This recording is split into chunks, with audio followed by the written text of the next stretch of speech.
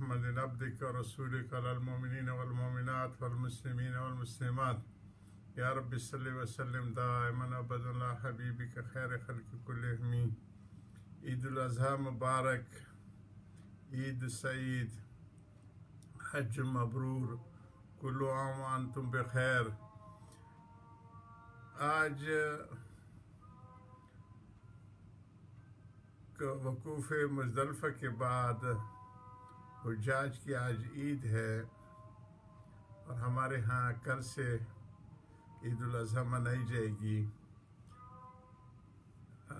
عادتاً ہمارے جمعہ کو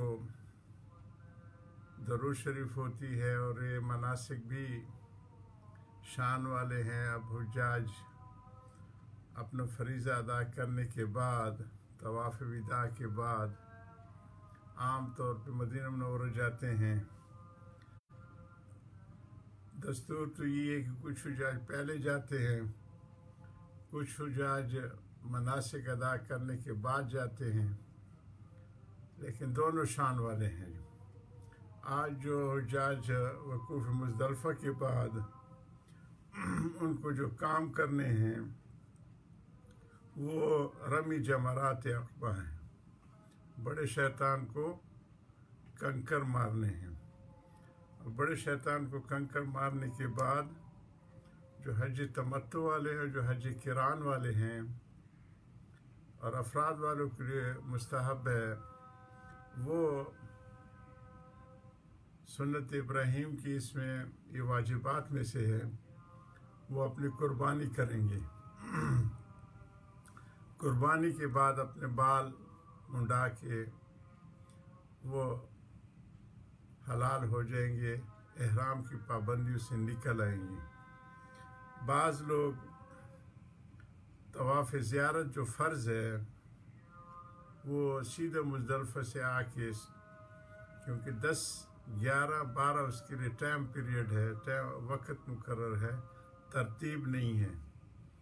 کوئی اگر 10 کی صبح کو سیدھا وہاں سے مزدلفہ سے مکہ مکرمہ آ جائے تو ان کا وہ فرض ادا ہو جاتے ہیں. بہت سے جو جانے والے حضرات ہوتے ہیں، وقت تھوڑا ہوتے ہیں، تو ان کے لیے یہ بھی ممکن ہے کہ اس طواف کے ساتھ دوسرا طواف کر لیں، طواف وداع کی نیت سے، وہ بھی ہو جاتے ہیں. اسی طرح قربانی کے بعد وہ حلال ہو جاتے ہیں، لیکن طواف افاضہ بھی کہتے ہیں، طواف زیارت بھی کہتے ہیں، حج کے طواف بھی کہتے ہیں. اس کے پورا کرنے کے بعد وہ اپنی جب تک کہ وہ نہیں مکمل ہوا اپنے زوجہ سے نہیں مل سکتے. سائی ہے، سائی واجب ہے. سائی میں بڑی سہولت ہے.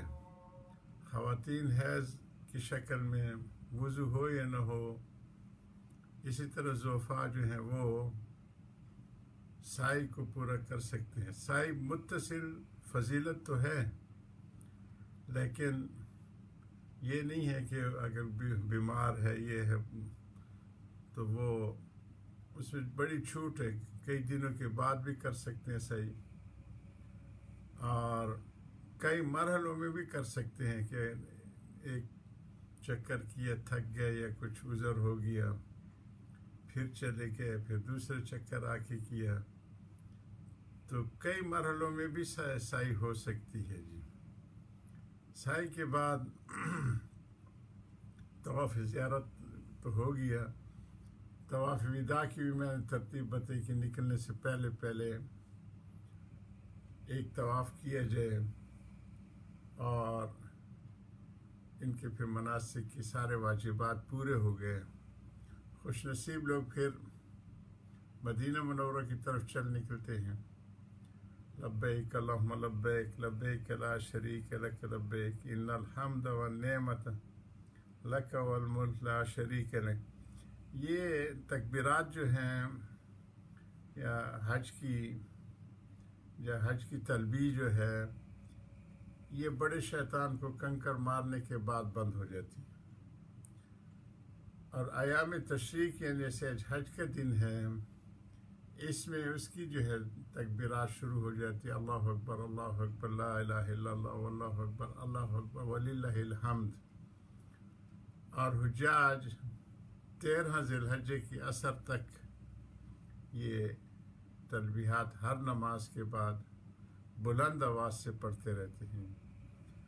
جو غیر حجاج ہے ان کے لیے بھی یہ واجب ہے کہ یہی تکبیرات اپنی فرض نماز کے بعد 10 ذی الحجہ کی صبح سے شروع کریں اور ہر نماز کے بعد اس کو بلند آواز سے پڑھیں. مسجدوں میں خواتین کے لیے بھی اس کی اہمیت ہے اور وہ آہستہ سے پڑھے، وہ آواز کو بلند نہ کریں. یا رب صلی وسلم دائما ابدا علی حبیبک خیر خلق کلہم. مناسک ادا کرنے کے بعد خوش نصیب لوگ مدینہ منورہ کی طرف چل پڑتے ہیں، اپنے گناہ معاف کرا کے رحمت دو عالم صلی اللہ علیہ وسلم کی در پہ اس کی شفاعت لینے کے لیے چل پڑتے ہیں. اور وہاں دیکھیں ہمارے کابرین نے مدینہ منورہ کے آداب جو لکھے، آداب حرمین کے نام سے، مکہ کے آداب 30 لکھے اور مدینہ منورہ کے 60 لکھے. تو ہے سخت بے ادبی کا اندیشہ یہاں پہ، لو سانس بھی آہستہ کہ یہ دربار نبی ہے. وہاں تو چیختے پکارتے اور لبیک اللہم لبیک لبیک لا شریک لک لبیک ان الحمد والنعمت لک والملک لا شریک لک. یہاں پہ یہ حکم ہے کہ لا ترفعوا اصواتکم فوق صوت النبی، اسی کو فرمایا گیا ہے کہ لو سانس بھی آہستہ، یہ دربار نبی ہے. کہیں ہمارے کابرین نے مدینہ منورہ کے آداب میں سے جو 60 ہے یہ بھی لکھا ہے کہ مسجد نبی کے احاطے میں جس طرح ہم مجلس لگا کے بیٹھتے ہیں اور یار دوست، تو اس سے بچا جائے. حتیٰ کہ یہاں تک لکھا ہے کہ اگر کوئی واقف کار سامنے آ رہا ہے تو راستہ بدل لے کہ علیک سلیک کبھی مسجد نبی کی حدود میں وہ موقع نہ ملے. تو اس حد تک بات چیت سے گریز کرنے کا کہا گیا آداب میں سے. ہمارے بزرگوں کا یہ ہے کہ ازدحام میں آداب کا زیادہ خیال رکھے، دھکم پیر نہ کرے روزے پاک کے پاس، اور انتظامیہ کی بھی تعلیمات کو بڑا لحاظ رکھے. جتنا موقع ملے اسی کو غنیمت سمجھے.